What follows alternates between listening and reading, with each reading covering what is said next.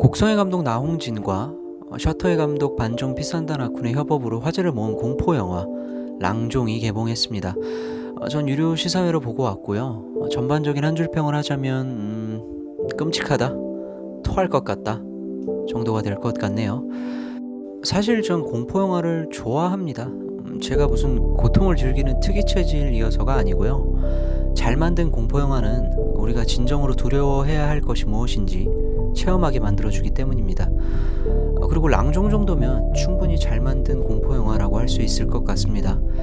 지금부터 매현의 영화 리뷰 시작할 건데요. 구체적인 스토리를 나열할 생각은 아니지만 랑종을 보신 분들이 이 영화를 보신다고 가정하고 진행할 예정이라 중간중간 강력한 스포들이 튀어나올 수 있습니다. 뭐 딱히 스포가 중요한 영화는 아닐 것 같지만요.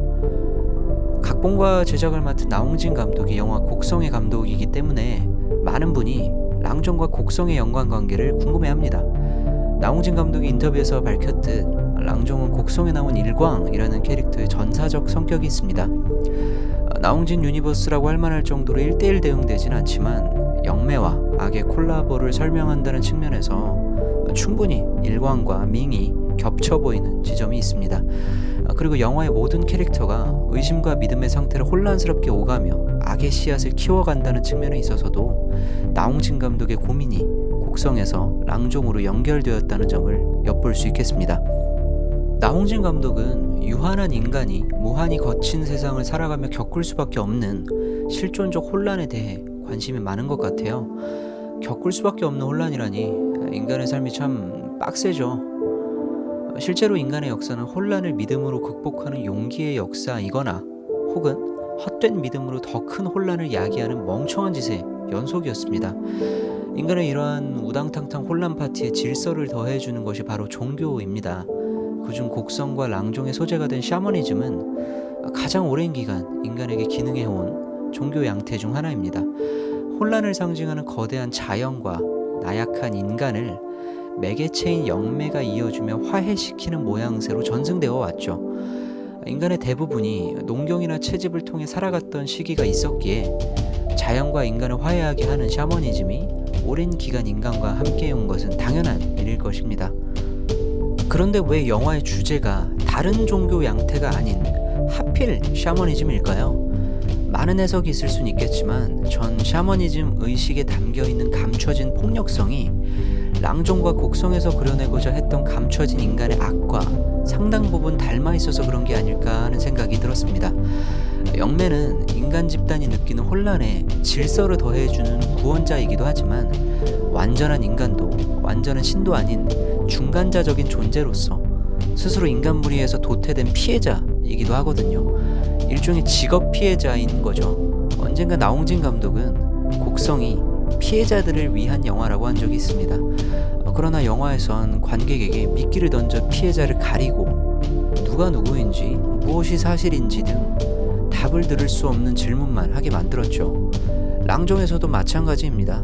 진짜 가해자는 감추어지고 직업 피해자들끼리 서로가 피해를 당하겠다고 칼을 들이대고 싸웁니다. 따라서 랑종의 후반부가 선과 악의 대결로 그려진 건 그 자체가 후루꾸입니다. 초반부 선한 신으로 여겨졌던 마야는 정작 필요할 땐 멀리 있습니다. 심지어 후반부 밍의 꿈으로 신상의 모습으로 머리가 댕강 잘려 죽어버립니다. 그러나 영화의 모든 장면에서 악은 항상 살갗이 비벼질 정도로 소름 끼치게 가깝죠. 결국 죽은 선과 생생한 악은 마지막에 이르러선 마얀의 이름으로 완전히 하나가 됩니다. 너덜한 투쟁 끝에 비로소 모든 믿음을 지워내고 마얀이란 명찰을 달아낸 악마는 홀로 오롯이 서서 관객에게 질문을 던집니다. 악은 대체 우리와 왜 이렇게 가깝냐? 하고 말입니다. 이때 영화는 흥미로운 연출을 통해 관객을 영화 안으로 끌어들입니다. 사태를 냉정하게 관조하던 카메라맨을 사태에 참여시켜 죽여버린 것이죠.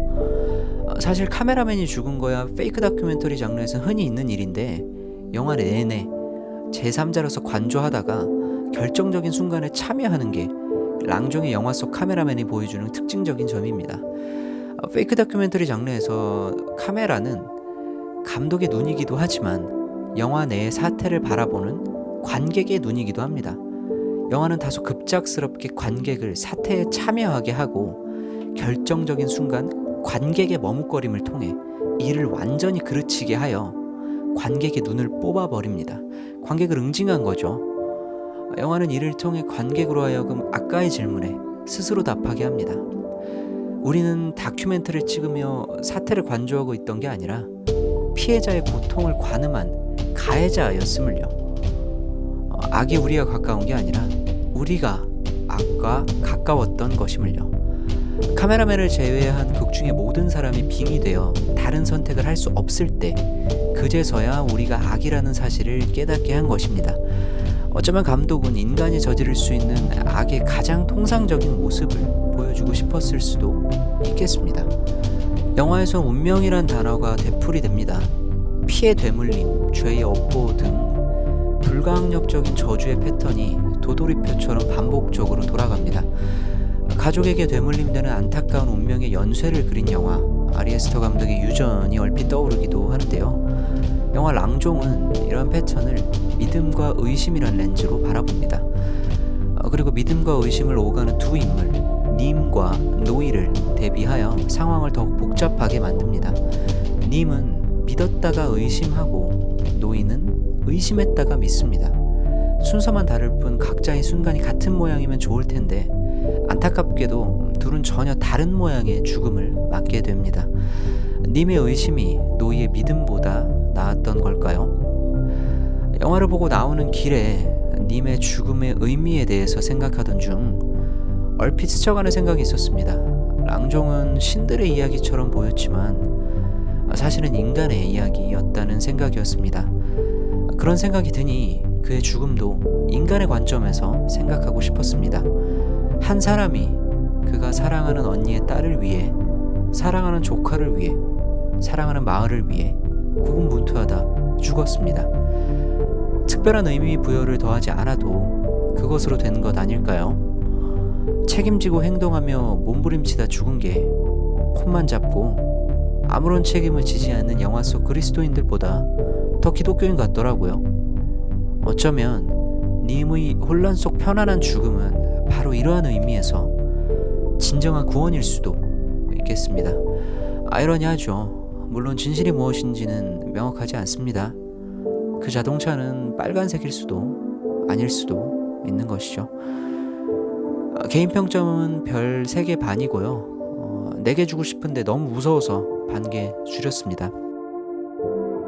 심약자는 이 영화 보지 마세요. 매현이었습니다.